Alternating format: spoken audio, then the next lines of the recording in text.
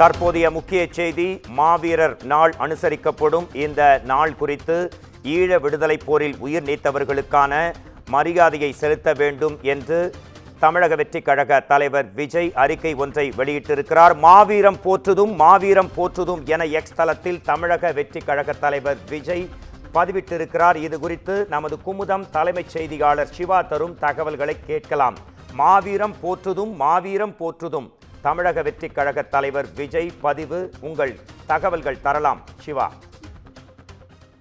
மோகன்ராஜ், தமிழ் ஈழ விடுதலை போரில் உயிர் நீத்தவர்களுடைய நினைவை போற்றக்கூடிய வகையில் இந்த மாவீரர் நாள் என்று இன்றைய தினம் அனுசரிக்கப்படக்கூடிய நிலையில, திராவிடமும் தமிழ் தேசியமும் என்னுடைய இரண்டு கண்கள், அதுதான் என்னுடைய கொள்கை என்று தன்னுடைய முதல் மாநாட்டிலேயே தமிழக வெற்றி கழகத்தினுடைய தலைவரும் நடிகருமான விஜய் ஒரு எழுச்சி முழக்கத்தை முன்வைத்திருந்த நிலையில், மாவீரர் நாள் இன்று போற்றப்படக்கூடிய ஒரு தருவாயில மாவீரம் போற்றுதும் மாவீரம் போற்றுதும் என்று இந்த மாவீரர் நினைவு நாள் அன்று தன்னுடைய பதிவை அவர் எக்ஸ் பக்கத்துல பதிவு செய்திருக்கிறார்.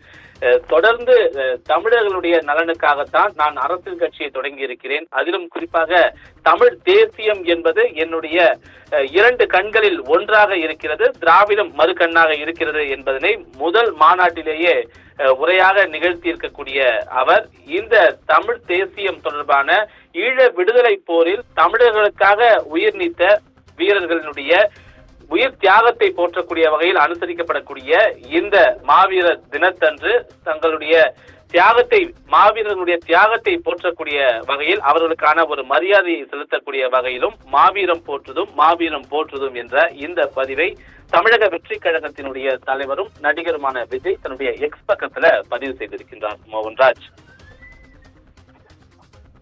நன்றி. உங்கள் தகவல்களுக்கு நன்றி சிவா.